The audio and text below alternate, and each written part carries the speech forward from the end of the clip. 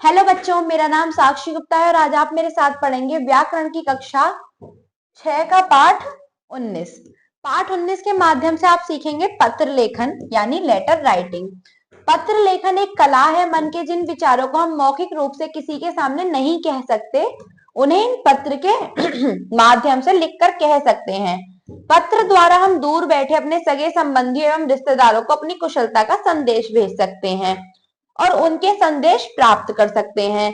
सरकारी गैर सरकारी कार्यालयों में नौकरी हेतु, कुछ मांगने हेतु या महत्वपूर्ण सूचना भेजने हेतु भी हम पत्र लिख सकते हैं। इस प्रकार पत्र संचार का एक महत्वपूर्ण साधन है। अच्छा और प्रभावशाली पत्र लिखते समय निम्नलिखित बातों का ध्यान रखना चाहिए। पत्र में संबोधन और अभिवादन का प्रयोग करना चाहिए। पत्र में लिखने वाले का नाम, स्थान और दिनांक स्पष्ट रूप से लिखना चाहिए। पत्र की भाषा सरल और स्पष्ट होनी चाहिए। पत्र में अनावश्यक विस्तार से बचते हुए अपनी बात को संक्षेप में लिखनी चाहिए। प्रार्थना पत्र में विनम्रता पूर्वक अपनी बात कहनी चाहिए और सम्मानजनक भाषा का प्रयोग करना चाहिए। पत्र के प्रकार: औपचारिक पत्र और अनौपचारिक पत्र।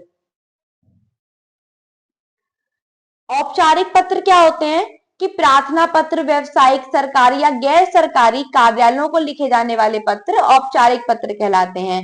आइए औपचारिक पत्रों के कुछ उदाहरण देखें। इसमें क्या है? प्रथम उदाहरण है बिजली व्यवस्था की शिकायत करने हेतु समाचार पत्र के संपादक को पत्र। नागरिक जागरूकता मंच 19B रामनगर रामपुर। दिनांक, इसमें उस दिनांक लिखी जाती है जिस दिनांक को पत्र लिखा जाएगा। प्रधान संपादक अमर उजाला मध्य प्रदेश। आइए चलते हैं अगले पृष्ठ पर।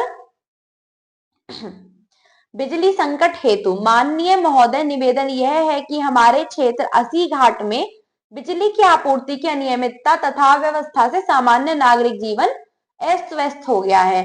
10-12 घंटे बिजली न रहने के कारण छात्रों की पढ़ाई में भी व्यवधान उत्पन्न हो रहा है।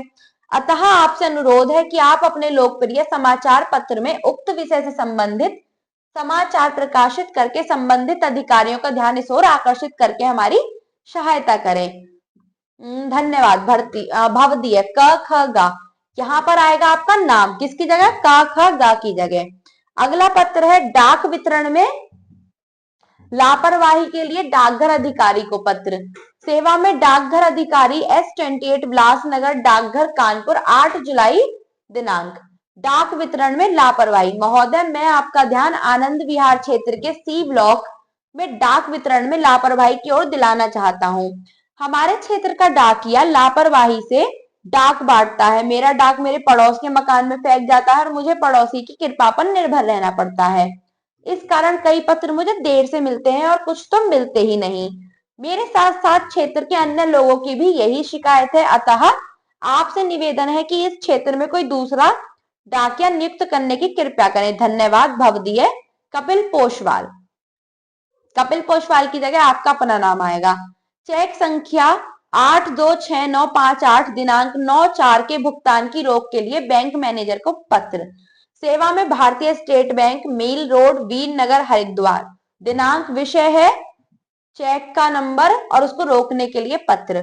मान्यवर, निवेदन यह है कि मैं आपके बैंक में बचत खाता संख्या 2831 का खाताधारी हूँ। मैंने 50,000 रुपए का उपयुक्त चेक श्री राकेश के नाम इतनी दिनांक को भुगतान के लिए दिया है, लेकिन राहुल वर्मा ने मुझे सूचित किया है कि वह चेक उनसे कहीं खो गया है। इस संबंध में आपसे अनुरोध है कि उपयुक्त चेक का भुगतान ना किया जाए। धन्यवाद। भवदीय रोहन वर्मा। इसमें बैंक खाता संख्या लिखी जाएगी। आइए चलते हैं आगे अनौपचारिक पत्र पर। वे पत्र जो हम अपने मित्रों, संबंधियों तथा माता पिता को अपने विचारों, भावनाओं तथा समस्याओं से परिचित कराने के लिए लिखते हैं, अनौपचारिक पत्र कहलाते हैं। आइए अनौपचारिक पत्रों के कुछ उदाहरण देखें। आपने पहली बार मंच पर कविता पाठ किया। अपने उस अनुभव के बारे में बताते हुए अपने मित्र को पत्र लिखिए। 482 N महाराष्ट्र मुंबई 15 जून। प्रिय सिद्धार्थ, मधुर स्मृतियां। मैं यहाँ सकुशल हूँ और सदैव तुम्हारी कुशलता की कामना करता हूँ। बहुत दिनों से तुमने कोई पत्र नहीं लिखा, इसलिए मैं तुम्हें यह पत्र लिख रहा हूँ। तुम्हारे माता पिता कैसे हैं? आशा है सब कुशल मंगल होंगे। तुम तो यह जानते ही हो कि मुझे कक्षा में जब कभी भी पाठ पढ़ने या प्रश्न का उत्तर देने के लिए अध्यापिका खड़ा करती थी तब मेरी कैसी हालत होती थी।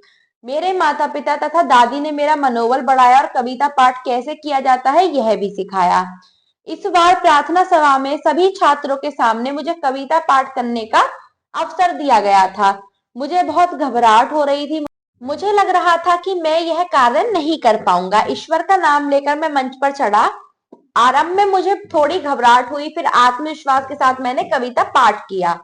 सभी ने तालियां बजाकर मेरा उत्साह बढ़ाया। मंच पर कविता पाठ करने का यह अनुभव मैं आजीवन याद रखूंगा। अब पत्र समाप्त करता हूँ। चाचा चाची जी को मेरा प्रणाम कहना, नेहा को मेरा स्नेह देना, पत्र का उत्तर शीर्ष देना। तुम्हारा मित्र अमित। विद्यालय के छात्रों के साथ ग्राम सेवार्थ जाने के लिए अनुमति मांगते हुए पिताजी को पत्र। कमरा नंबर 28, छात्रावास साकेत, नई दिल्ली, 29 अक्टूबर।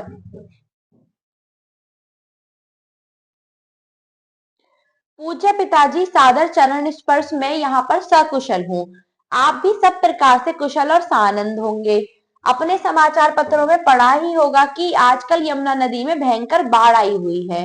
बाढ़ के कारण कई गांव जलमग्न हो गए हैं। इस प्रलयकारी बाढ़ के कारण कुछ लोग तो बचकर बाहर आ गए हैं, परंतु कुछ पक्के घरों की छतों पर या कुछ ऊंचे पेड़ों पर शरण के लिए हुए हैं। उनकी स्थिति प्रतिदिन खराब होती जा रही है। इन बाढ़ पीड़ितों की सेवा के लिए शिक्षा विभाग की ओर से शिविर लगा हुआ है। हमारे विद्यालय के 5 अध्यापकों की देखरेख में 50 छात्र सेवा के लिए वहां जाने वाले हैं। मेरा भी नाम उनमें है। मेरी स्वयं की इच्छा भी दुखी लोगों की सेवा करने की है। मुझे उम्मीद है कि आप मानवता की सेवा के इस पुण्य कार्य को देखने के लिए मुझे वहां जाने की अनुमति देकर प्रोत्साहित करेंगे। माताजी को सादर प्रणाम और मंजरी को प्यार। आपका प्रिय पुत्र आकाश। अगला पत्र है माताजी की अस्वस्थता की सूचना देते हुए पिताजी को पत्र। SN public school, model town, Rishikesh, 8 मार्च। परम पूज्य पिताजी, सादर चरण स्पर्श। बहुत दिनों से आपका कोई पत्र नहीं आया। आशा है आप सकुशल होंगे। आप यह जानकर चिंतित अवश्य होंगे कि माताजी को पिछले 4-5 दिनों से ज्वर हो रहा है। हल्की सी खांसी भी है। डॉक्टर गर्ग को दिखाया, उन्होंने दवाई दी है तथा विश्राम करने का परामर्श दिया है।